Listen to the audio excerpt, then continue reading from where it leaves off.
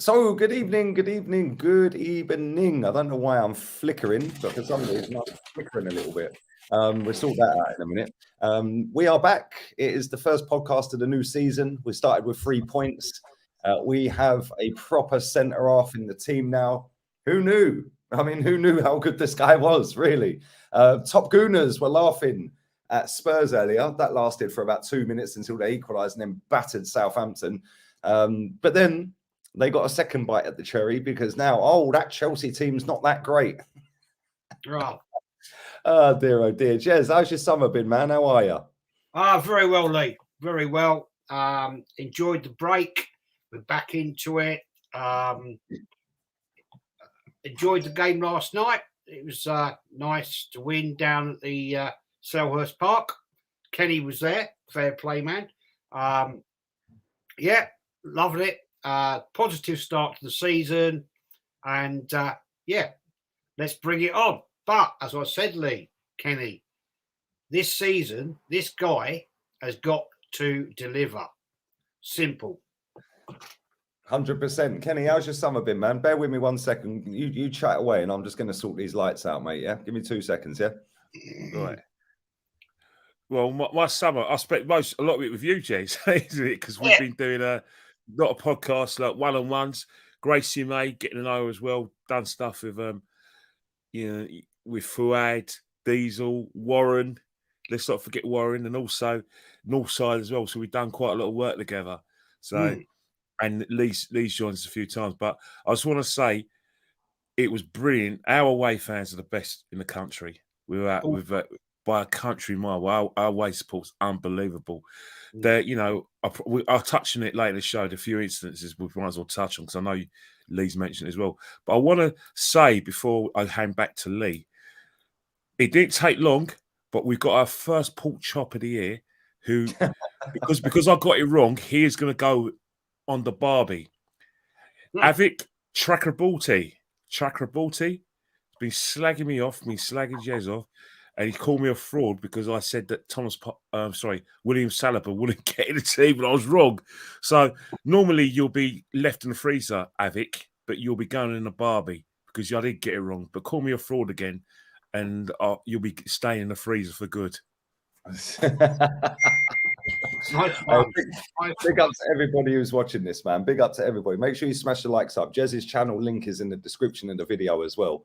And man said, unblock me. Who blocked you? I ain't blocked you, bro. I ain't blocked. I got mods for that. Big up to everybody who is watching on Facebook. And let's start with, before we go into the game last night, I want to start with the transfer window, Jez, because we've signed 2 lads from America. One's gone straight out on loan to Birmingham. We'll probably never see him play for us. The goalkeeper's come in, which meant we've then got rid of Leno for literally peanuts, really. And I know they got a good result today, Fulham. He wasn't in goal, though. But I still don't think they're going to stay up, so I don't think we'll get the add-on for that. We've then signed a lad with a protective boot on his foot, Fabio Vieira, for 34 million euros. Gabriel Jesus, 45 million. Zinchenko, 30 million. And obviously, we've got William Saliba back, which I've seen a lot of people saying, oh, he's like a new signing. But what have you made of the window so far? Are you happy with it? Are you impressed? And if not, what do you think we need to do? Look, let's forget the 2 American fellas. Yeah. Let's just throw that aside. Waste of time. What the hell are they doing? That is all PR process. Yeah, it's all part of the KSC set up. Yeah, it's a joke. Zinchenko, Jesus, I think I watched them last night, and Jesus was basically marked out of the game, and I expected that, to be fair. Palace, with Vieira's management and his tactical ability, he was always going to do that. But the one thing I was hoping, Lee, that the fact he was being pulled to the side by 3 defenders, I thought that maybe Odegaard would have turned up a little bit more and fed maybe Martinelli to give him more an opportunity. But no, that didn't happen. That didn't happen, sadly. But the window so far, as I said, forget the two Matt Turner and Krusty the Clown. Let's forget them. Let's push them aside. Yeah, waste of time. I saw that Matt Turner play. Mate, I mean, come on. Seriously? And we're letting Leno go? And he's going to be his backup? Really? No way. But, no. I'm 50% happy, Lee. We still need to strengthen that midfield. It proved it last night. First half, I thought we looked decent. Xhaka going forward rather than sideways and backwards. But in the second half, we looked very, very susceptible and we're getting overrun. So we need to strengthen it. So I'll put Tielemans in. We need another striker. I'm sorry, when Nketiah came on, didn't do a great amount in my book, but I'll give him a chance. But no, we still need work done, mate. I'm sorry, we still need to do the work. And if we go in to the next this rest of this season without doing the business, I don't see any difference. I mate, you're right, mate. I feel we've made two good signings, and it now looks like we have to sell to buy, which is baffling, isn't it? It's really funny just to watch everybody get so giddy and so hype when every year we fall flat on our faces, and it's all the hype train every summer. You know, like through the season, it's like when the season first starts, I'll give it 10 games before I make my judgment. Then after 10 games, it's well, let's see how we are by Christmas. Then at Christmas, well, let's see where we are in May. Yeah, then it's actually, let's see how the transfer window goes. It's just a never-ending spiral of crap. What have you made of it, Kenny? Well, the thing about it is that I'm not fully satisfied with the transfer window because I still, you know, as Jez says and you've said as well, midfield is an absolute concern. I was having a conversation with my brother when I was coming out of Selhurst Park because he was watching it, and he mentioned the midfield, and he felt when we were overrun in the second half, he wasn't impressed with any of the plays, even Partey. And he certainly wasn't impressed with Odegaard as well, although especially where I felt he's being carried. But the good thing about the transfer window is we've actually bought a striker, but I still want another striker, a bit of variety. I'm desperate as well for a right back because I still think the Tommy Acid thing, I want a genuine right back there. And in terms of midfield, something has to be wrong with Arsenal that Jack is still the mainstay. Now, I'm not going to say Jack is a poor footballer because I don't. I rate Jack for what he's good at, which is being a deep line midfielder. But in terms of being a complete midfielder, yes, he's intelligent, very intelligent, but athletically, he's bad. He's poor. And, you know, he was part of the reason why we got overrun yesterday. So for me, we still need to look in that area. I know that a lot of people saying, well, Tielemans isn't like super, you know, top class. But sometimes when you want the jigsaw to fit within the parts, you need someone who can actually play that position and give us a bit of balance. And I think we have to see if Tielemans can be that man. You know, Vieira as well, Fabio Vieira, very disappointed that he's not fit enough as well. But I would like to have a look at him. We're still talking about Punqueta, but the biggest elephant in the room, well, two elephants in the room. I'm going to start one. Is Brice Smith Rowe. Yeah. By making Martin our captain, you know, it's kind of making his situation a lot harder to get in our side because we're assuming that Martinelli's a mainstay in the side on the left-hand side and Jesus is going to play. And so the Odegaard position where we've made him captain, Smith Rowe's got a job and a half to get in that team. Really got a job and a half because he didn't even get on yesterday. Don't know if he was in the squad or not. He was fit. I was too busy celebrating, but that's another really massive area of concern. And, you know, William Saliba thing as well. Obviously, we're going to touch on that as well. Only reason why I didn't rave about him, one, I didn't take any of his form last season in La Ligue any seriously because as far as I'm concerned, he wasn't a player that I thought we were going to lose. But one of the beautiful things in football is being proved wrong in a positive way. And that performance yesterday proved me wrong immensely. But it's only one game, as Jez says. You know, we've got 37 other cup finals, and this is where the test is going to be. as I said before, in the fan came yesterday, Mikel Arteta has to deliver. I've said it to you, Lee. I said it to Jez. I said it to everyone I've spoken to, strangers I've met at Selhurst Park. I was at a music festival today, Carnival. People came up to me, same sort of thing. Mikel Arteta has to deliver. There is no margin for error. There's no trust the process or, youth project. We spent a shed load of money, probably come up to £500 million.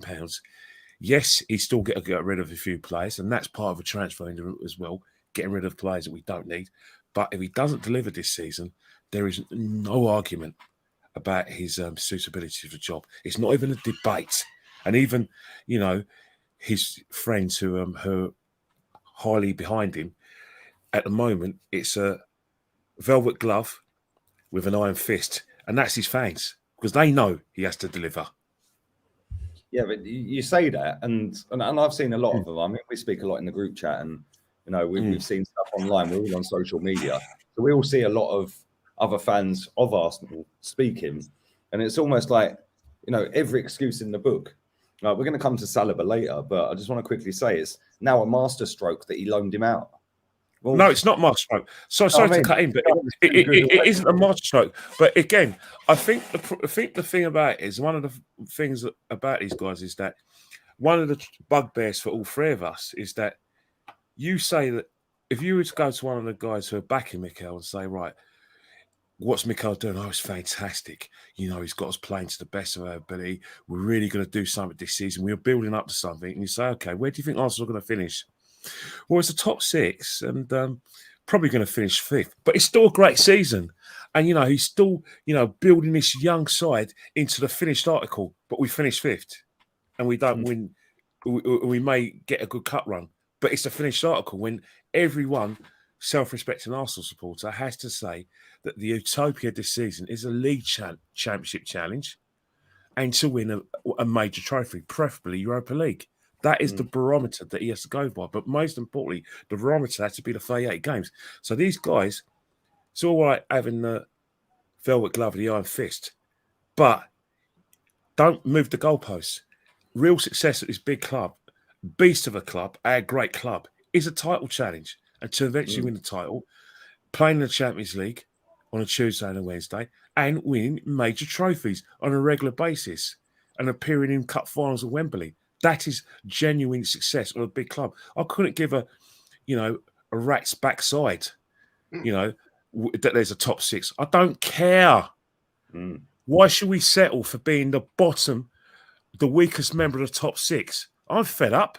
Jez is fed up. You're fed up. And genuine Arsenal fans are fed up, not just in the UK, but around the world, who bought into this club from George Graham days. Because they tell me, these Arsenal Wenger fans said it was George Graham who brought into the club. Guess what? A very successful manager. Arsene Wenger was a successful manager. Three men shaped this great club. Chapman, Graham and Wenger. And all brought us success. So don't you dare come and tell me that we've got to settle for being the weakest member of the top six. Not acceptable. Well, the whole top six come about by Sky just trying to maximise as much money as they can by overemphasising and over-dramatising every single game now. And it's like, when the top four race is hotting up, oh, now it's the big six, now it's this. The relegation it's almost like it's just gone ridiculous, isn't it? It's gone so far away from actually it's about winning. And then all you get is, oh yeah, but Man City and Liverpool, they're just so much better. Well, go and have a look how much money Liverpool has spent, because we've outspent them 4 summers on the spin. Yeah. So how comes they can actually be levels clear of us? Then all you get is, oh yeah, but it was a different market back then. You could get Van Dijk for 70 mil. Now you're paying 70 for Fofana, for example. Yeah, that's all you ever hear. And it's like, okay, well, they didn't pay 70 for Robertson, did they? They didn't pay 70 for Milner, did they? Yeah, they didn't pay 70 for Trent. He came through their academy.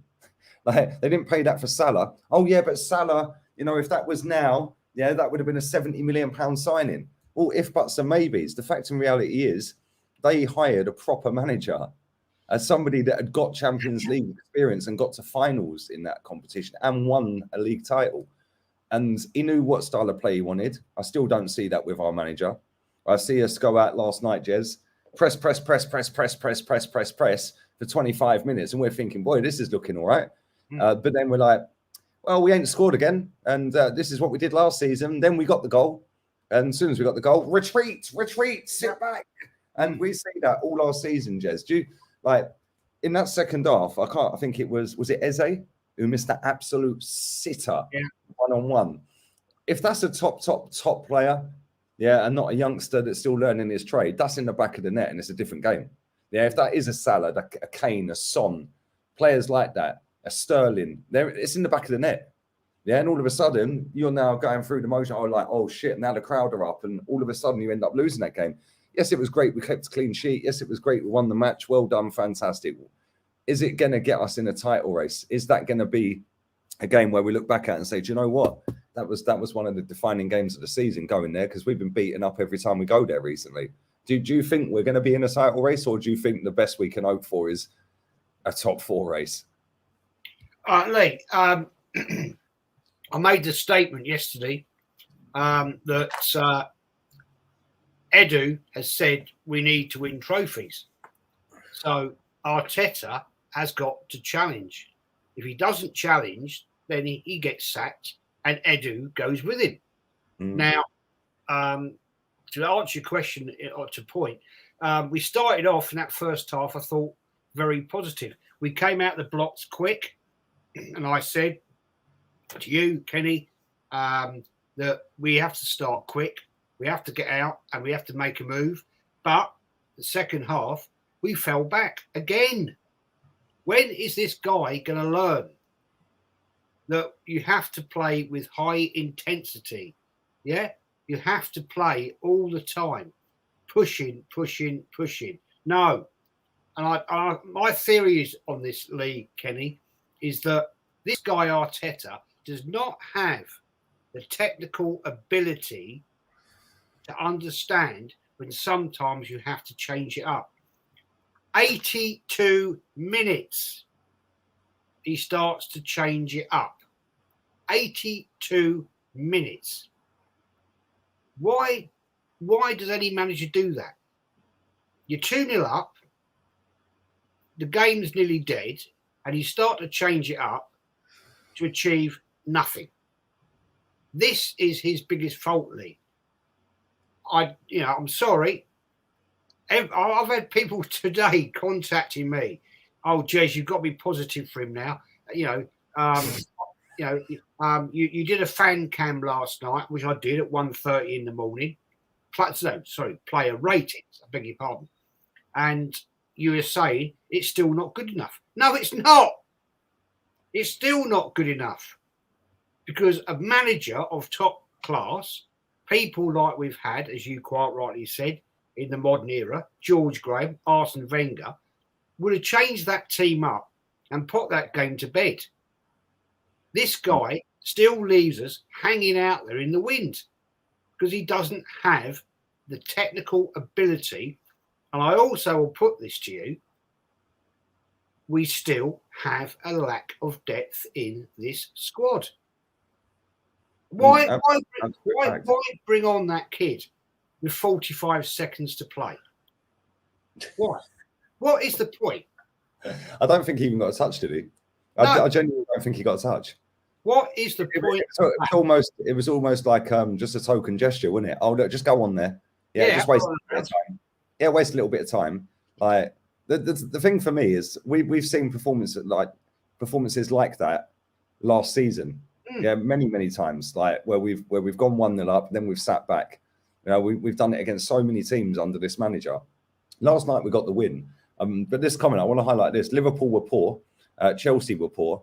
We never beat Palace away. We done it last night. It's an improvement. Can we not celebrate a win, or do we have to wait till May?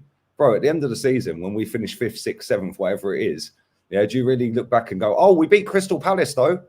No, you don't, do you? You go, oh, we finished 5th, and all your excuses will be out again.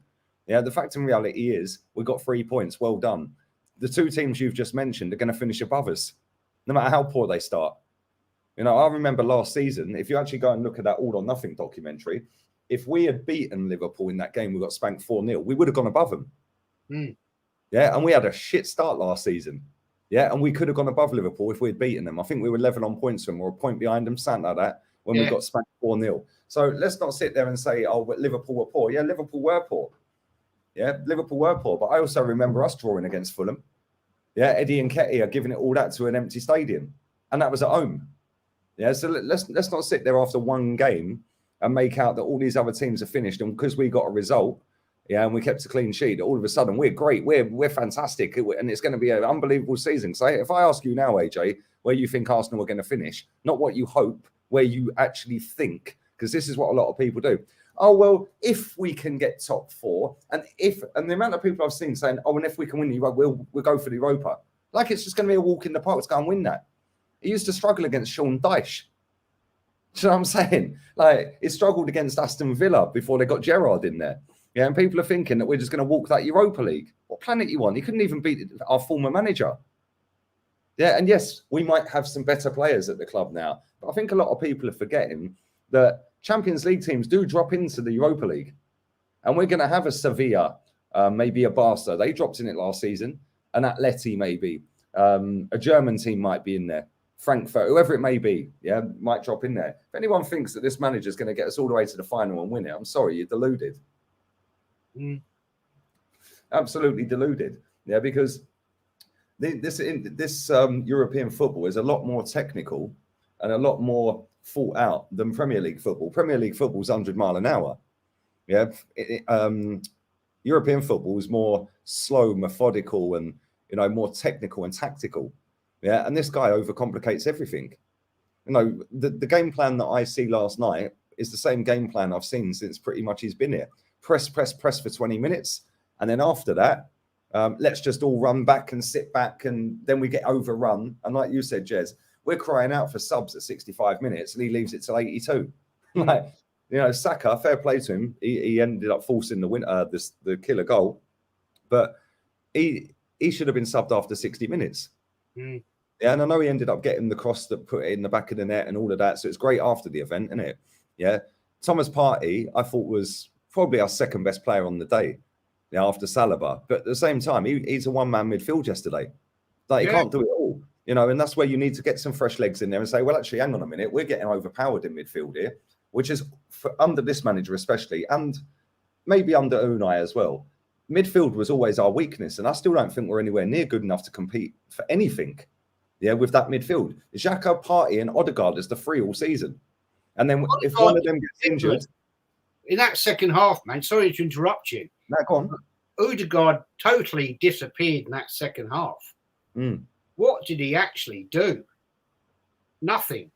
I mean, I wasn't very impressed. Apart from square a chance that he should have hit. Yeah.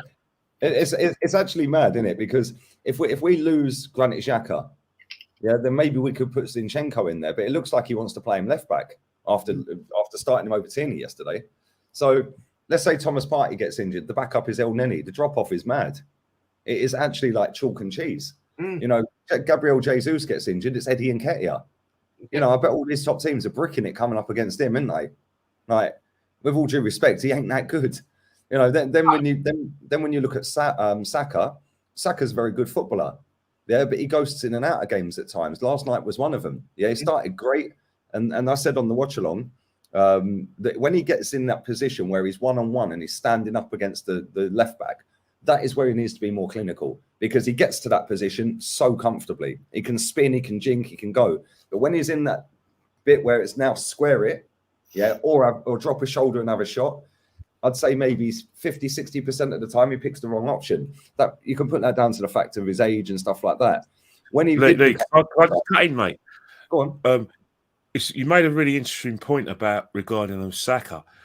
And one of the things, because I was with a good friend of mine, who very well as well. One of the problems with Saka, I think that's a problem with a lot of players, is the phenomenon of the inverted winger, where wingers now, you've got left-footed players playing at right wing and right-footed players playing at left wing. So basically, the onus is on like the fullbacks to overlap and be that man to get that accurate cross coming in. But what's happening right now is you haven't got someone like Ben Wright to do the overlap, like, you know, Trent Alexander-Arnold or Reece James, that's when Saka has to vary his game, because there were times when I was thinking, come on, work on that right foot, because that's what Mahrez does. Mahrez is an inverted winger, but he's got a right foot, an accurate right foot, where he has to use it. So sometimes if he's jinking in, trying to turn a defender wants him to go on his left foot, because you can if that cross isn't accurate, that's going to be cleared all day long and headed out. So that's where Saka's got to vary his game and do it. When he varies his game, he's, you know, Gay put the ball into the net, but he has to do that on a regular basis, and that's a part of his game that he has to work on, because the problem is with these inverted wingers at the moment, yes, it's to get the fullbacks bombing on, but it's only a lot of these fullbacks are not actually of the sort of quality of the TAA and a Reece James. Some of them are just on his shows. So what's happening against good defenders, that overlapping fullback doesn't work. Now, Tomiyasu, he's a centre-half, plays right back. There is no way he's that level. Hence the fact I want a new right back. And the same with Kieran Tierney, can do that because he's of a required level, so is Zinchenko. But I think that's a situation where Mikel's got to work on Saka on that right foot, because he has to vary the game. Don't just keep on relying on going inside. Don't get me wrong, it's brilliant when you do it, and sometimes when you're difficult to stop and going at the pace, brilliant. But there's going to be a time where there's going to be a defender who's got your number, because every footballer, no matter how good you are, there's always going to be a player that has your number. Ashley Cole had Cristiano Ronaldo's number. You know what I mean? And that's where you've got to vary your game. Yeah, 100%, mate, 100%. And the thing is, like, we don't tend to have a right back that overlaps. We do it with the left back, but for some reason, this manager don't allow the right back to overlap. Last night it was Ben White. He never overlapped Saka once, I don't think. Normally it's Tomiyasu in there. Tomiyasu don't overlap him. You know, like he's more of an inverted fullback. So why is it we do that on the right side, but on the left side we allow the fullback to overlap? Makes no sense to me. Yeah, because you're not just going to get joy down one side of the pitch, and if you do, eventually they will plug that gap that you're finding. Yeah, and they'll double up, and then you have to shift it elsewhere. Yeah, so I don't understand why every game I've watched since this manager's been here, we don't have a fullback that overlaps. We're the only team in the Premier League that don't have a right back that overlaps the winger. Every other team I watch, Reece James done it tonight against Everton. Yeah, I was watching Liverpool earlier. You know, Trent does it all the time. You know, Man City do it all the time. Like, I don't understand why we're the only team that don't do it. It just baffles me. And you're taking away a dimension from your game, because now you're being predictable, because you're only going to go down the left. And if we know that and we see that, these top countries that are coming up against him are going to go, well, only attack down the left-hand side, lads. So all you got to do is get that nullified and job done. We're in the game. Yeah, and it's true. Like on another night, yeah, and I know it's if buts and maybes, but on another night we wouldn't have won the game. So well done, they did win the game, but it weren't great. You know, people were hyping up after Chelsea result and Sevilla result, and oh, look at our pre-season, it's been fantastic. Well, the real stuff started last night. We got 3 points. That's 3 more than we had last season. But at the same time, I can see the same mistakes happening again with this manager, just based off of that one performance last night. He doesn't know when to sub players. Like Martin Odegaard, like you said, Jez, yeah, he was useless, mate.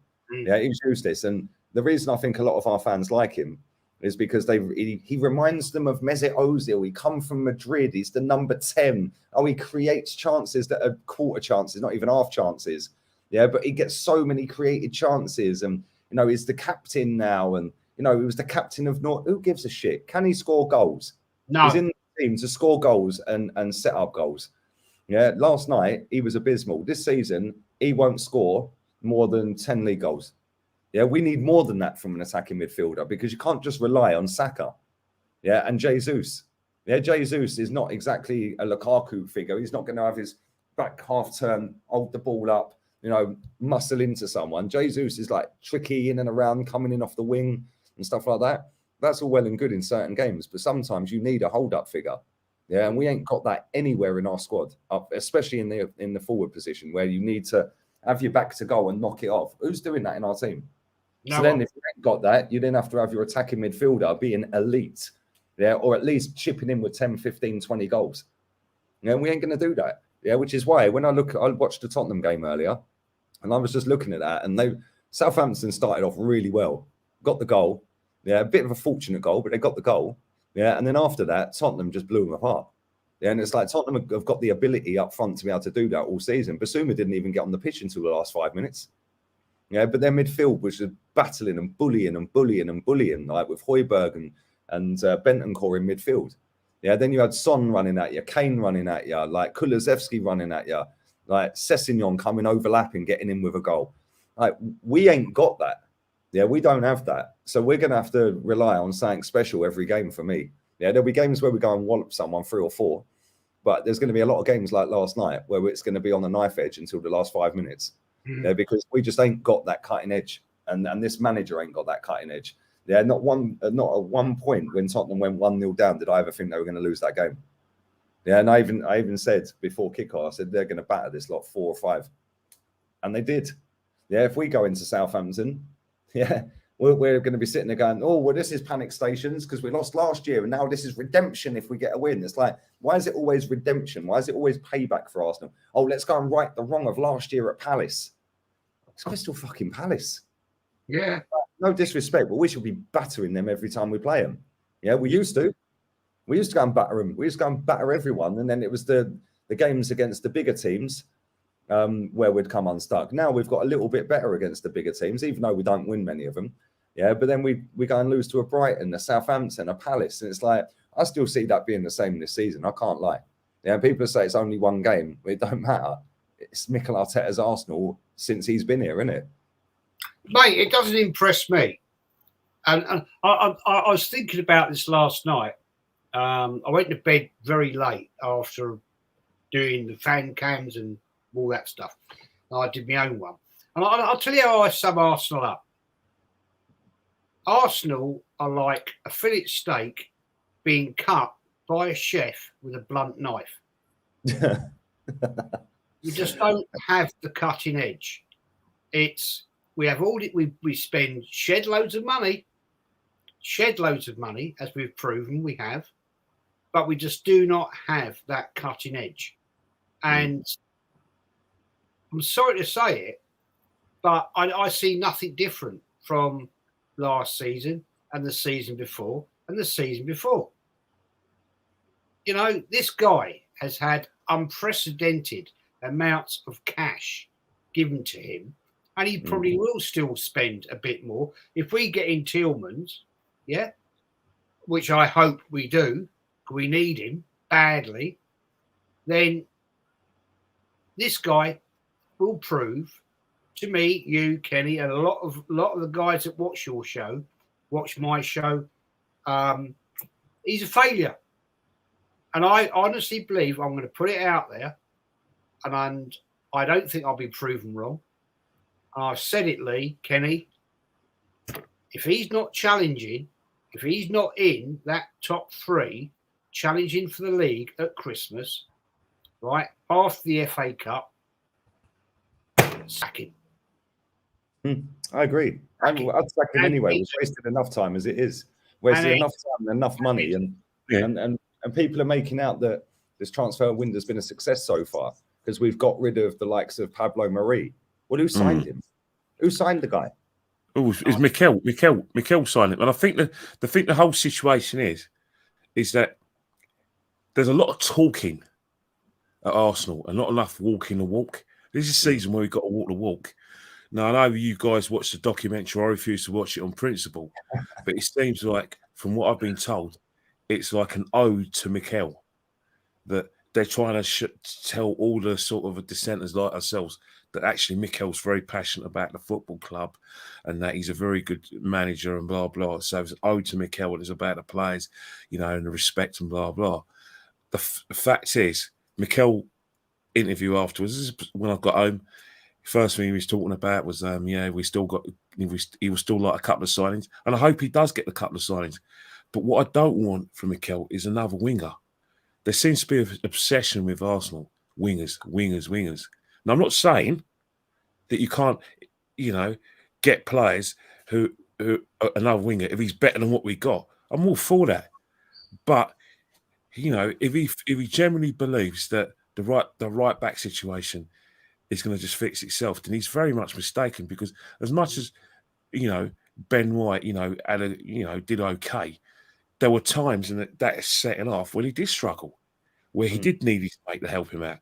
In terms of like in the first half, I thought Saka was very intelligent, and he did help Ben White when Zaha was trying to be adventurous and trying to be innovative to help, get Palace back in the game. Second, there were times when Zaha played him well, but his good friend, the youngster, Saliba, helped him out. Let's not forget when he skinned Benjamin White and skinned Partey. It was Saliba who came over and timed his tackles perfectly. So that's another area. Again, we touched on it and mentioned it before. That midfield ain't good enough. There's no way it's good. Odegaard, yesterday, all right, it's Crystal Palace, but when you get overrun like we did yesterday in that midfield, where Palace got amongst us and we started getting sort of sloppy, you can't have passengers in there. And I'm saying it right now, Martin Odegaard is a bit of a passion. Don't get me wrong. He does nice things, like when at the start of the game, he's the first person on the press. No doubt about it. Shake his hand. But then the intelligent footballers know all about that. And he does, when he does get in the ball, he's okay. But yesterday, when he was on the ball, it was pathetic. He had the saccharitis. Oh shit. Oh, not on my left foot. It's not a good angle for me to shoot. So what do I do? Oh, misplaced pass or loses the ball. The ball wasn't sticking in that second half. So these are areas that Mikel has got to start walking the walk. Let's walk the walk. If you say you're going to get a couple in, and obviously you've got to do it, then get on with it. Get on with it. Because simple reason is that Mikel is basically telling all of us how passionate he is, and telling all of us he's no fool, and that he knows what he's doing. Fine. Identify those areas, because I tell you, they'll bite you. If any of those midfielders get injured, and let's face it, the only one of them that I rate is Partey, then we're in a big, big, big trouble. Now, I'm only going to talk about Thomas Partey for footballing reasons, but obviously, there was some sort of how do I say it, skullduggery from our cousins in Croydon before the match, and our fans got behind him. But I'm going to talk about it for football reasons. Take him out of side. Injuries. That's all I want to talk about is injuries. You'll find how bare that midfield is going to be. 100%. Kenny, the problem we have is there's so many people that believe because El Neni did a job for 6 games or 8 games, right? Yeah, well, he did that much of a job that we bottled a 4-point lead with 3 to go, by the way. Yeah, so let's think of that, because we were 4 points clear, weren't we? With 3 games left, and he was in midfield. That tells you all you need to know. I don't dislike Mohamed El Neni. Yeah, he is what he is. He's just an average footballer, but he knows he's average. When you look at the idiot who's in the team next to him, who thinks he's a prime Pirlo, walks around all like, I'm still here, but other midfielders have come and gone. Mate, you're only still here because you're a bitch and you kiss ass. It's as simple as that. Yeah, you are the teacher's pet, mate. It's the only reason you're still here. Right, that guy is shocking, mate. Absolutely shocking. And I said this on the show with Dan the other night. Granit Xhaka will let you down 5 or 6 times a season. Yeah, that in debate, whether it be a red card, whether it be giving away a penalty, whether it be just not tracking a runner, or just sliding straight past someone who goes in on goal. He will let you down 5, 6 games a season. Thomas Partey will let you down in a different way, through injury. Yeah, and that's going to be 4 times a season, maybe, based on what he's done so far since he's been here. He's been pretty much injured. So can we rely on both of them to be our main 2 in midfield this season? Probably not. So then what do we do? Oh, well, we can put Zinchenko there. Okay, so what if Tierney's injured then? Who's playing left back? Yeah. I don't think people have thought this through, mate. Yeah, it's mad. People have not thought this through. If Tierney, again, who can't be trusted for a whole season because of injury, Tomiyasu can't be trusted for a whole season. He was more injured than Tierney last season. So there's 4 players that are going to let us down in some capacity this season, based on previous. Now, you've got to open pray the goalkeeper and the striker stay fit. Yeah, because if they don't, we're fucked. Yeah, if that goalkeeper gets injured, which he hasn't been ever in his career, really. Yeah, but if he gets injured, we're putting Tina Turner in goal. Yeah. The drop off is insane. Yeah, the drop off from Jesus to Eddie Nketiah is insane. So whilst our 11 on paper looks fairly decent, and people are going, well, it's better than Tottenham's, no, it's better than Chelsea's. Okay, cool. Well, let's have a look at the benches then, because I looked at Chelsea's bench tonight. Yeah, Cucurella was worth every penny they fucking signed him for, by the way. He is a quality footballer. Yeah, and he came on. Koulibaly went off injured and they brought him on. And I thought he was the best player on the pitch by a mile. Absolute mile. We should have been in for him. Yeah, people are going, oh, but 60 million for a left back. Doesn't matter. Doesn't matter. Is he going to improve your team massively? Yes, so go and buy him then. You know, and Chelsea do that. When I look at Chelsea's bench today, I was like, wow, they have actually got a decent bench, and they're missing a lot of players as well through injuries and that.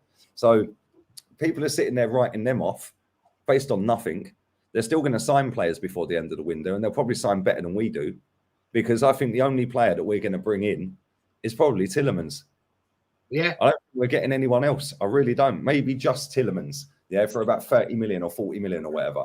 Yeah, we'll get rid of a few. Yeah, but then all you'll get is, oh, well, he has to overhaul the squad because, you know, there's still a lot of deadwood here. Well, why are they still here? Because he signed most of them up to new fucking deals.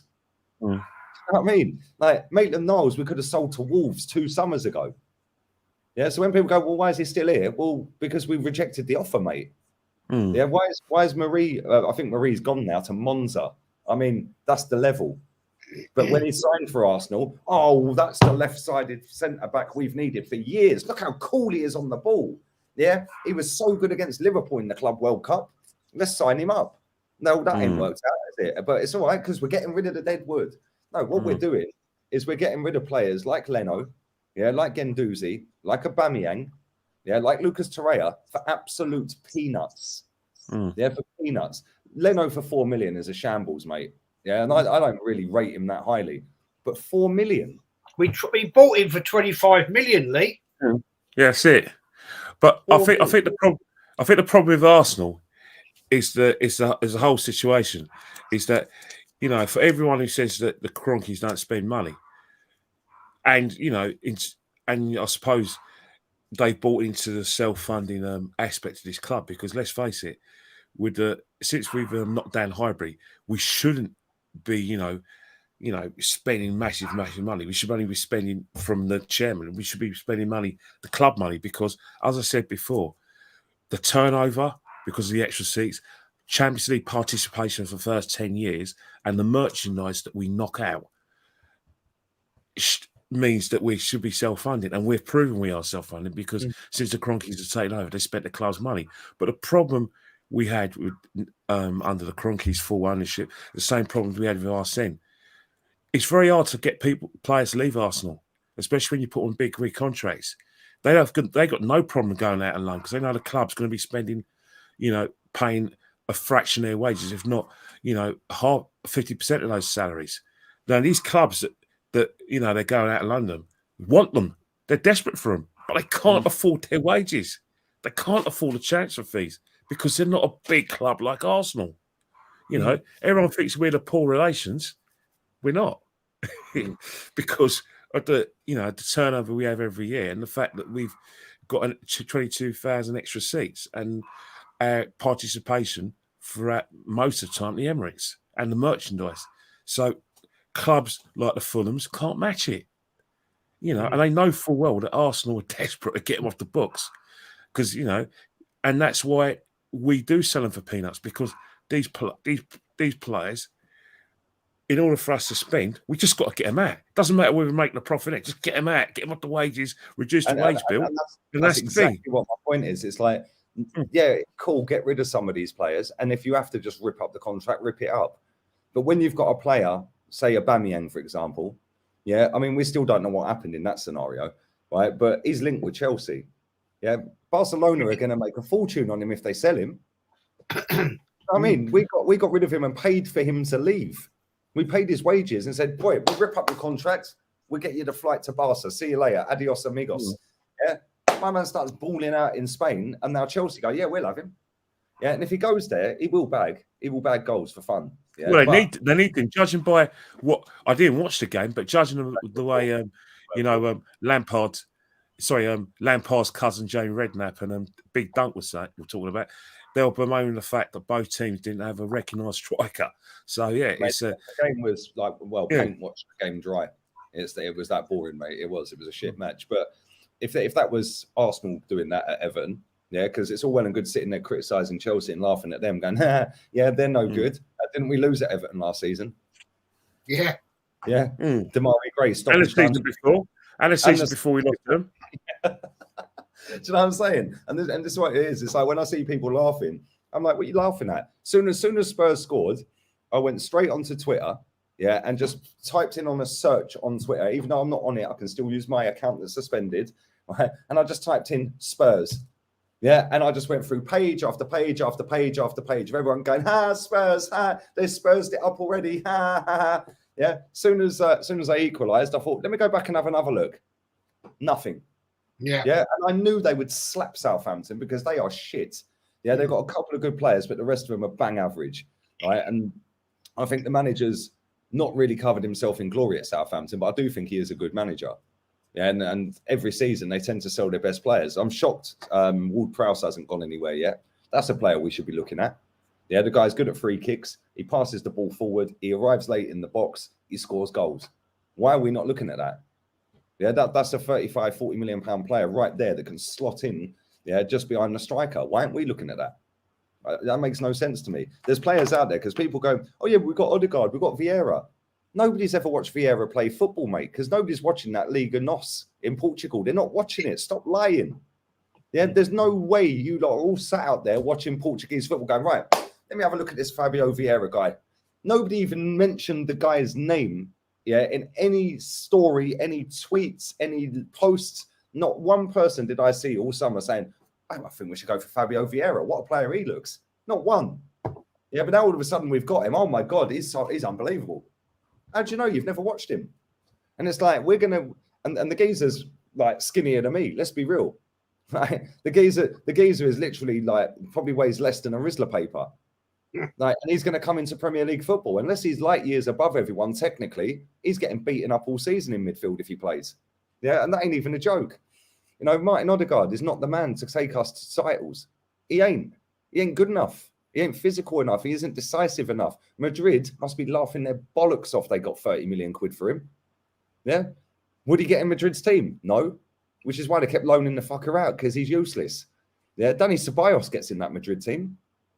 Yeah. And I don't think he's that great, but he's better than Odegaard. And people go, oh, you don't know what you're talking about. Well, listen, I do. And Madrid don't cock up a lot of times, do they? If they get rid of a player, other than maybe Ronaldo, yeah, and Kovacic, let's say, they don't tend to get it wrong, do they? They don't ever sit there and think, oh, we're going to buy him back in 2 years' time because we cocked up. Do you know what I mean? It's like, and when you go through our team individually, yeah, some of them are very good players. But then when you look at the teams that finished above us last season, well, I think Tottenham have done all right in the window. I think totally agree. They fought Richarlison, who I keep seeing our fans comparing Jesus to Richarlison. Why are you comparing our starting striker to their backup? That makes no sense. Why don't you compare him to Harry Kane? Oh, you can't, because Harry Kane's going to outscore him and Eddie combined this season. Yeah, so that's a non-starter. Then when you look at their left forward, he's going to bag. Yeah, he's going to bag goals for fun. Son, Kulusevski's already got off the mark today. Like, he's a quality footballer, that Kulusevski. Then they've got Richarlison sat on the bench. Then they've got Basuma, Bentancur, Højbjerg. Do you know what I mean? All of a sudden, they've got the makings of a decent team there. Their back line, I don't think is great. Yeah, I don't think Ben Davies is any good. Sessegnon's all right, but he don't scare me. It's not one of them, oh, Sessegnon's playing, we're fucked here. But then again, if he's coming up against Ben White this season, it might be scary.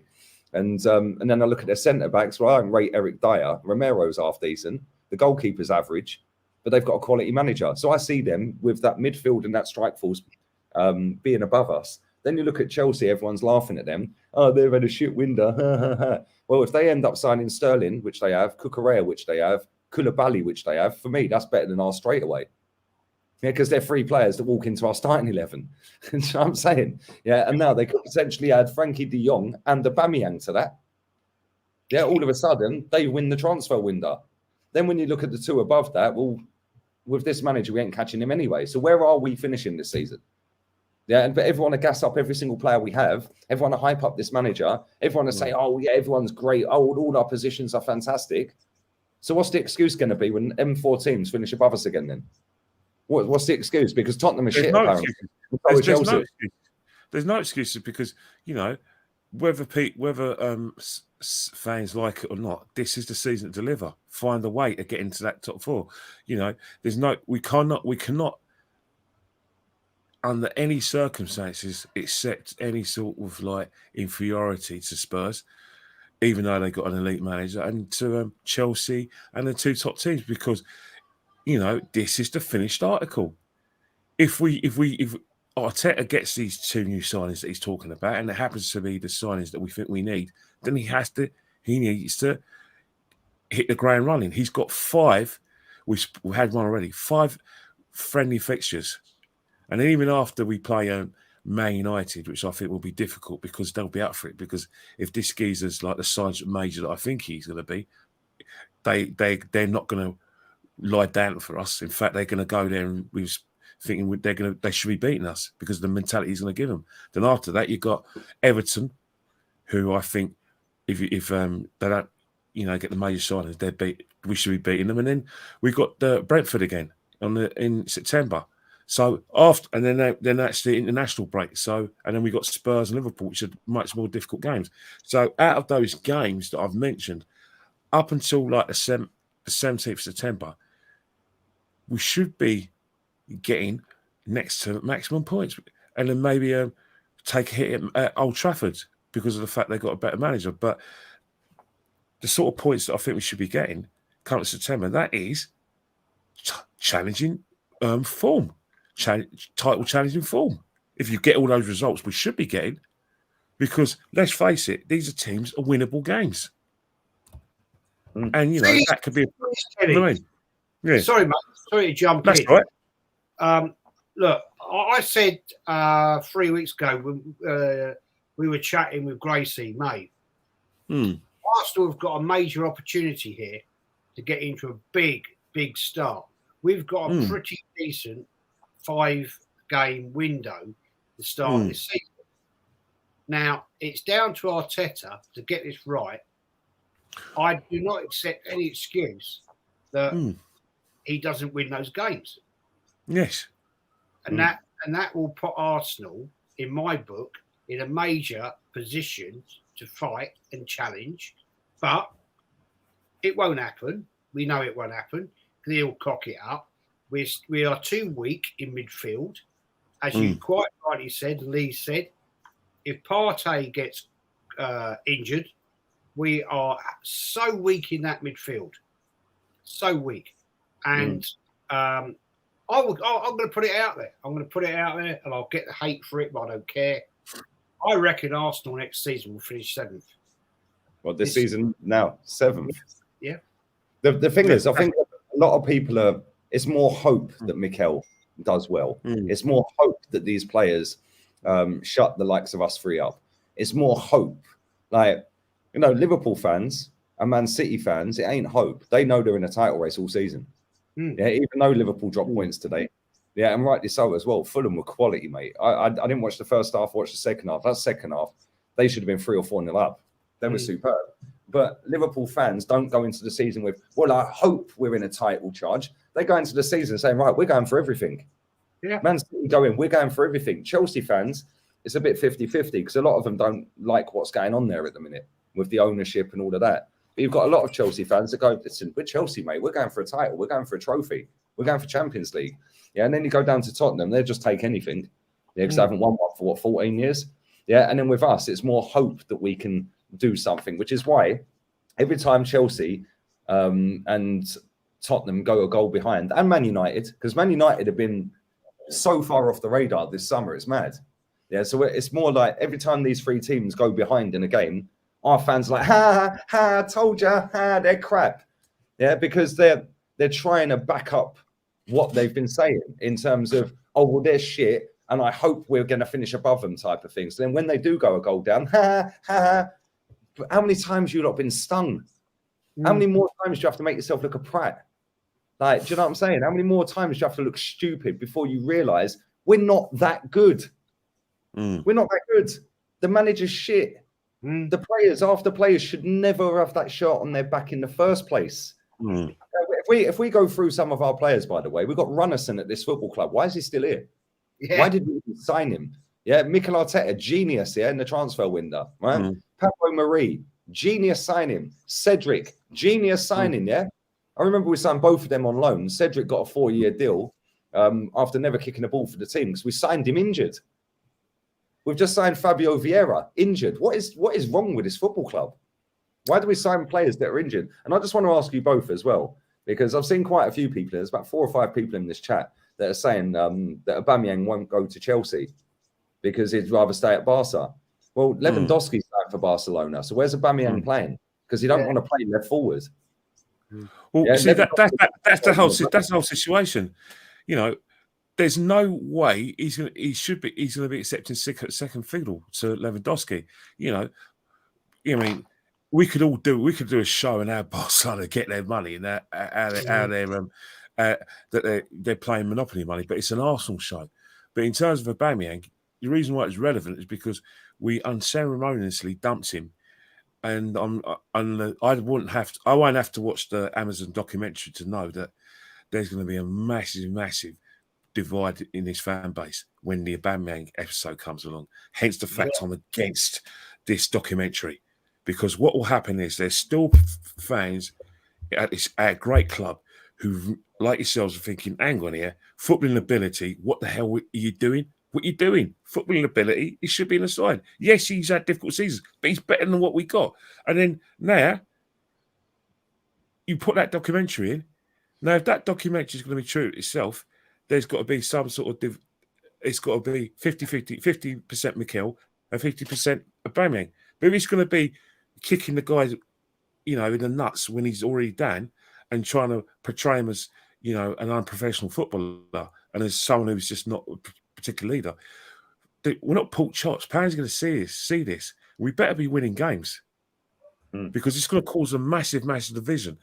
And then top that up with him going to Chelsea, even another massive division. Hence the fact, don't do reality TV during a bloody football season, because guess what? We can't have any distractions. Let us fight amongst ourselves. But that's another thing I've seen as well. There is a lot of people that I've seen commenting on the posts for that All or Nothing that have been tweeted out by Arsenal and by Amazon, saying, oh, it looks like some of these players and maybe the manager were a little bit off-put by the cameras being there. I'm like, what a load of distracting. I don't agree with that, Kenny. I don't agree with that. They've got cameras on them 24/7 at a football match. Yeah. Of course. Yeah, but what I'm trying to say, right, in terms of the time in this documentary, you know, everything. The fact is, Edu wants trophies, and he wouldn't dare. Yeah, he says he wants trophy, and he wouldn't dare say we've got a challenge in the league because he knows full well that's red dog to a ball to all three of us. Not saying that he watches what we say, but maybe the club do watch it. Maybe they know all of us. They watch it, man. They watch it. Maybe they do. Maybe if we because we're critical of the club and if we mess about, who knows what punishments they'll have for us. Watch this space. But anyway, back to what I was going to say anyway. No, it's factual. It's factual. Don't underestimate Big Brother watching you, which is Arsenal Football Club. But in terms of like this whole documentary, it's wrong at all levels because the alpha and omega has to be the results. You know, we can't have any talking points regarding player misbehaviour or any sort of constant, you know, like I said, discontent between manager and player. Yet this documentary is something that happened last season. Last season's gone. It's over. I know how this finishes. We finished 5th, didn't win a trophy, lost to Nottingham Forest, lost the semi-finals of the League Cup to Liverpool, and you know we basically lost out to Tottenham by 2 points. It happened. This is just reality TV, silly gogglebox nonsense. Better than that. But if the club need the money that badly, crack on with it. But let's concentrate on Leicester next week. You know, because that is more important than this nonsense, silliness. What's this? Big Brother experiment. Oh yeah, the cameras are on me. Oh yeah. You know, I was watching your thing with Dan. One of the perceptions you made, you've already formed, you know, not unintentionally, but probably like, you know, like I said, you're maybe from what you saw, you formed an opinion about Tavares. Apparently, what I said, apparently that documentary has got Tavares as someone who don't care, doesn't want to be part of this, doesn't like football, doesn't have no emotions. You know, he just hasn't got nothing about him. He needs shaking. That's not a good look for Tavares. Yeah, true. Is it? Very. Yeah. When he was sat there and like so, with Smith Rowe as well. Smith Rowe, like the guy was saying, can you talk up a little bit? Because he's obviously quite a shy lad. He don't want to sit there knowing the camera's straight on him. Like by the looks of it, yeah, it's straight on him. He knows that, and the guy's sitting there and he was smiling, wasn't he? He was like almost. It was almost like I didn't watch it. I won't watch it. You tell me. Yeah, it was almost like a nervous laugh, and the guy was saying, "Can you speak up? I can't hear you." Yeah, and it was like, yeah, some of the players probably did feel a little bit uncomfortable with the cameras on them. Yeah, but at the end of the day, like the club signed up to that. And the reason the club signed up to that is because we didn't qualify for Europe, for the Europa League. The money we would have got in the Europa League, Amazon paid us to do that documentary. Yeah, for me, that documentary should have dropped at the end of the season. Yeah, 2 weeks after the season ends, bang, get that all edited out and put it straight out. Yeah, because you're right. We're going into a new season now. We know what happened last season. Like, why are we dropping that the day before we play Palace? Yeah, it makes no sense. Why didn't we do that? And I know why they did that. They did that because they wanted to show that, the unity. Oh, yes, look how great our team is. Look at Josh Kroenke there. He's there every day. You know, oh, my God, Saka and Smith Rowe, they're literally dragging this club back to greatness. And that's all it's been about so far. I ain't seen nothing in that of the leadership qualities that we keep hearing Granit Xhaka's got. Yeah, he sat there and said to Smith Rowe, "You're one for the future." Smith Rowe looked at him and went, "No, I'm one for now." Yeah, it's like, this is our fucking leader, apparently. Martin Odegaard, I've not even seen in it. Like, is he even in it? Yeah, this is now our club captain. Yeah, he might be in it in the next 6 episodes, but the first 3, I ain't seen either of them do anything. Yeah, and they're the great team leaders, and it's all a load of cobblers. At the end of the day, this football club, is so far away from being what it should be, and why we knocked the stadium down, and why we've spent so much money. Like the last 9 years, I think we've done £1 billion, or just shy of £1 billion. Like, we're now the top spenders since Wenger left out of any club on the planet. Like, and people are sitting there going, "Oh, but we can't compete." Then when it was Man City and Chelsea spending money, they're buying the title. Well, at least they actually went on to win the title after spending all that money. What are we going to do? Oh, well, if we finish 5th, but we get more points than last season, well, that's an improvement. This manager has been here. This is his 3rd full season, right? And in the first 2 full seasons, he's still failed to get higher than Unai Emery did in his only season with a worse team. Yeah, and people go, "Oh, but he won the FA Cup." Yeah, he won it with Unai Emery's team that is now decimated. Yeah, and with all of his own players, he's won nothing. Maybe we should have kept it all together. Do you know what I'm saying? We've got rid of a lot of players under this manager, and we ain't got any better. People will say, "Oh, yeah, but the culture's changed, the structure of the club's changed. You can see the direction and all of that." If people want to believe that, then believe it, innit? The fact and reality is it's a results business. Yeah, and he lost 13 games last season or 14 games last season or whatever it was. The season before, he did the same. This season, he will lose double-digit games again because he ain't a good enough manager. And from what I've seen in that All or Nothing in 3 episodes, he ain't a manager at all. He's a number 2. He's a number 2. He's a motivational speaker. That's it. And the reason he's surrounding himself with youngsters is because he's got more chance of being listened to if they're youngsters.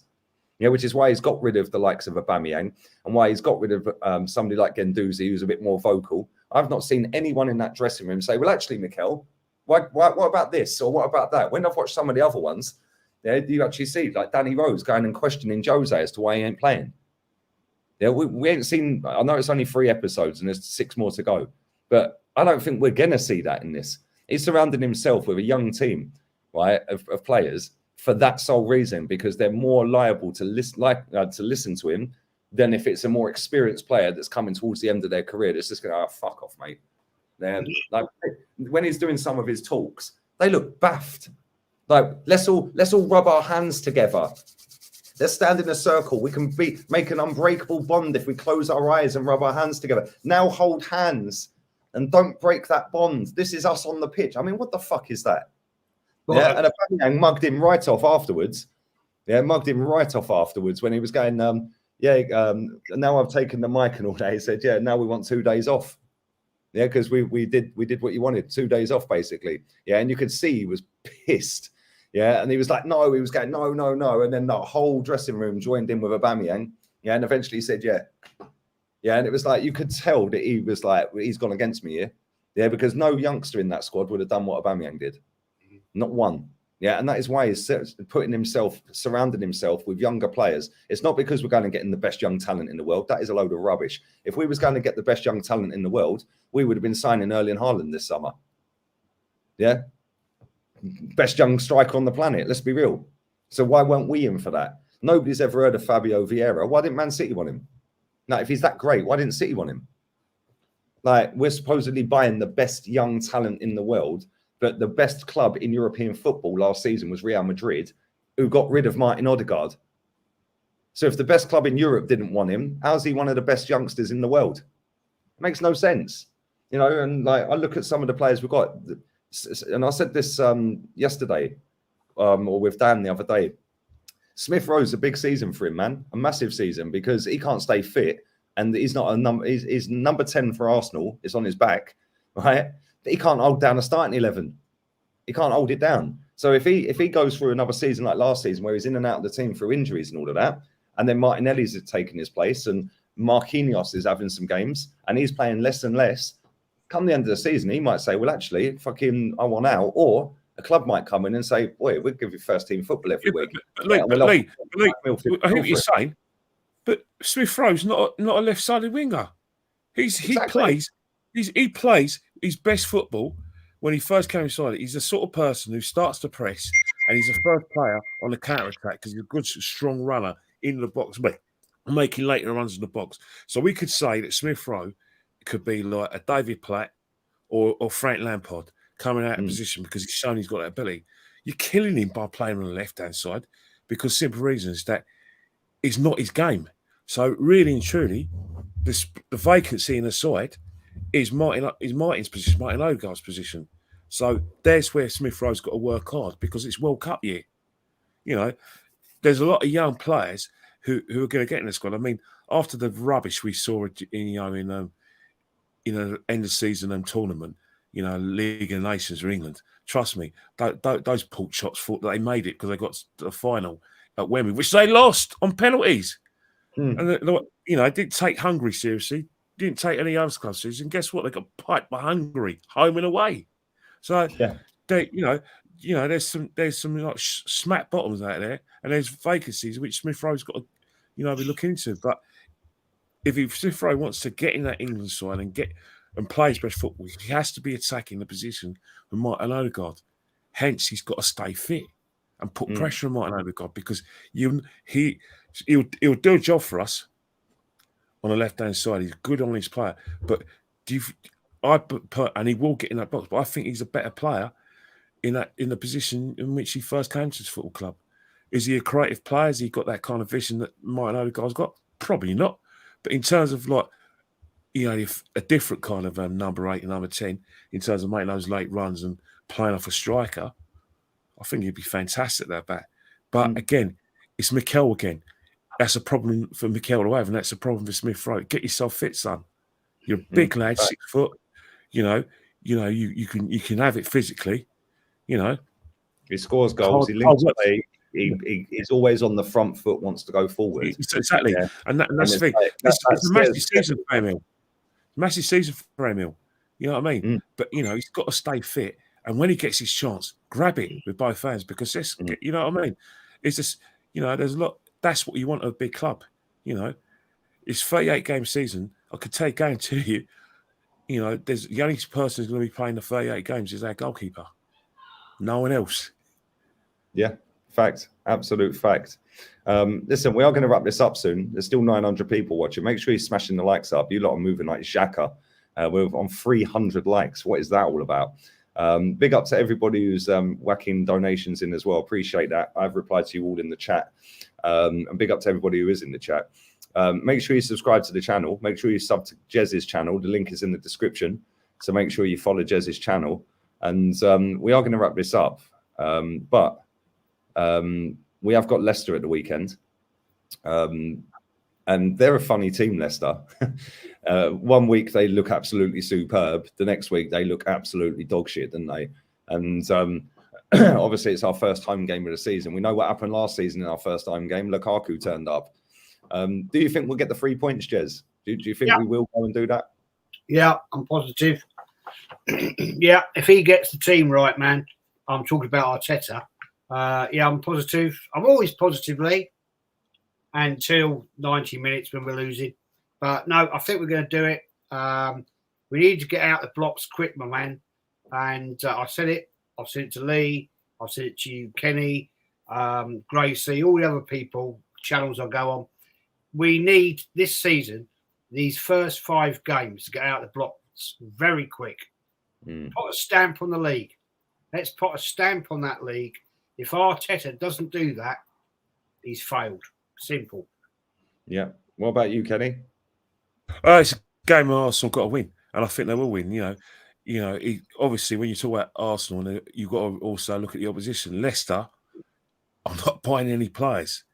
There seems like they'll be losing players. There seems to be something going on behind the scenes. Obviously their owner died tragically. 4 years. It'll be 4 years in October. The son's taken over. Is there the same sort of commitment from the son, as opposed to his father? With everyone's well intentioned when someone dies to carry out their wishes and carry out their business, but at the end of the day, his son basically inherited the diligent, hard work of his father. Something strange is going on because you're only hearing about outgoings or potential outgoings at the football club. Schmeichel's gone to Nice. They've rejected 2 bids from Newcastle for Maddison. And, the biggest elephant and noise in football, especially between over the M1 to the M25, is Tielemans coming to Arsenal. So there doesn't seem to be any sort of settled. Remember, Lookman's gone back. Lookman's gone to. I think he's gone to Italy now, isn't he? He's gone to Atalanta. Yeah, so they couldn't keep him on loan. So something definitely is going amiss. And Harvey Barnes is injured. So if we can't take advantage of that, then something has to be drastically wrong at this football club. But judging by the confidence we have, I expect us to win quite comfortably. 3-0 isn't generous or for me. Mate, I think we'll win as well. And looking at the 5 fixtures, the first 5, we should win them all. But then I watched Fulham play today, and if they play like that, we ain't got a chance, mate. Like, literally ain't got a chance. Yeah, they were class, absolutely class. And they probably should have beaten Liverpool. But it is what it is. Very quickly before we wrap up, big up to this guy. He says you were wrong regarding El Neni. He did not feature in any of the 3 losses against Brighton, Southampton and Palace. He was integral in our wins against United and Chelsea. First and foremost, I never said that he played any of them 3 games. I said that he was in the team that bottled 4 points with 3 games to go. And if you go and check the Newcastle game, mate, he started it. Yeah, I think he also started the Tottenham game as well. So, yeah, maybe rewind and listen to what I say next time, innit? But anyway, what you got coming up, Jez? Well, Tuesday night, people. Oh, yes. I have Mr. Lee Gunner and Mr. Kenny Ken and Miss Gracie May on at 8:30 Tuesday night. We're going to talk about all the things about Arsenal. So that'll be fun. I might do a show tomorrow, actually. I might do a post-match review. I don't know. Might do. But, yeah, Tuesday night, Mr. Lee Gunner is on my show with Mr. Kenny Ken. So come and watch, people. That'll be on fire. Yeah, man. Yeah, that's going to be sick. I'm looking forward to that as well. Kenny, what you got planned, man? I know you haven't got a channel yet. We keep telling you to get one, but yeah. What you on any other channels, or are you just chilling? Well, apart from that, the only people who think I've got anything worth saying is you two, and obviously the lovely Grace Ray and Diesel wants to use me. But tomorrow I'll be in Birmingham to watching the boxing finals in the Commonwealth Games. So I'll have my little best friend, my phone, taking all sorts of stories and vids and all that. And who knows, I might tell Eddie Pern he's a pork chop because he's ruining boxing. But apart from that, if you don't, I'll be, before I go on holiday to France on the 16th, I'll be at the Arsenal game. But don't worry, this implement, i.e. this mic, these lovely bright lights, and his computer is coming with me to France. So I've got no excuses. No excuse. I'm taking with me. So you're going the extra mile, Kenny, like Arsenal should do. Yeah. Well, you know what the situation is that, you know, everyone, holidays are for everyone. You know, you don't have to go skiing, go swimming, go clubbing. You can have a relax. You know, watch TV. You're resting. You're not working. So everyone has their own sort of things they like to do on holiday. Absolutely spot on, mate. And that is exactly what I'm going to do. I'm going to go and chill out. This apartment is roasting hot, man. Like in August. Open some windows. Let some air in. Fresh. Every single door open in this apartment, yeah. And I swear to you can't breathe, mate. Yeah, it's warmer in here than it is outside, and it was, I think, 36 degrees at one point. Well, you do live in southern Spain, don't you? Yeah, so it's all right until August, and then it's just ridiculous in this apartment, man. It's too hot. When I came off the show last night, yeah, my t-shirt was literally stuck to my back. You know, before I go, I must say, your mate and someone, obviously he shares the same views as me politically. Rants and Banks had me in stitches. I recommend anyone go and watch his post Euros 2022 video about his views on the state of the women's game and whether it's watchable or not. The way he done it was so funny that he struggled to keep a straight face. But some of the things he said, unfortunately, was true. Very true. But people don't like the truth, Kenny. They don't like the truth, do they? Yeah, do you know what I mean? The problem is, if you're gonna watch that video, I suggest any male feminists stay away, because you ain't gonna like it. And any feminists out there, stay away as well, because he's giving you actually both some great advice. But whether you take that advice, I don't think so. But it's bloody good. I will have to watch it. I haven't watched it. Listen, big up to everybody in it, man. I've seen a lot of people saying that Kenny's camera's all blurry. It's not. Well, it is, but that's because we've both got the blur setting on. Yeah, we can turn the blur setting off. Oh, they want to see the Bishop's Avenue. They want to see my house in Bishop's Avenue. Okay, next time I'll do Bishop's Avenue for you. Don't often remember that. All right, like that. Yeah, Bishop's Avenue. That's the one. Listen, big up to everybody who's watched this stream, man. Smash the likes up. We are getting out of here, people. And I'll be back again tomorrow. And this is a sick photo, by the way. I don't know if you can see that properly. That is a quality picture. But yeah, I'll be back again tomorrow. Not sure what time, but it'll most likely be evening time, around the same time, I'd imagine. About 8 o'clock UK time, roughly. And then Monday, I'm on with Dan Potts on his channel. Tuesday, I'm on with Terence Flewers and then JEZ'S.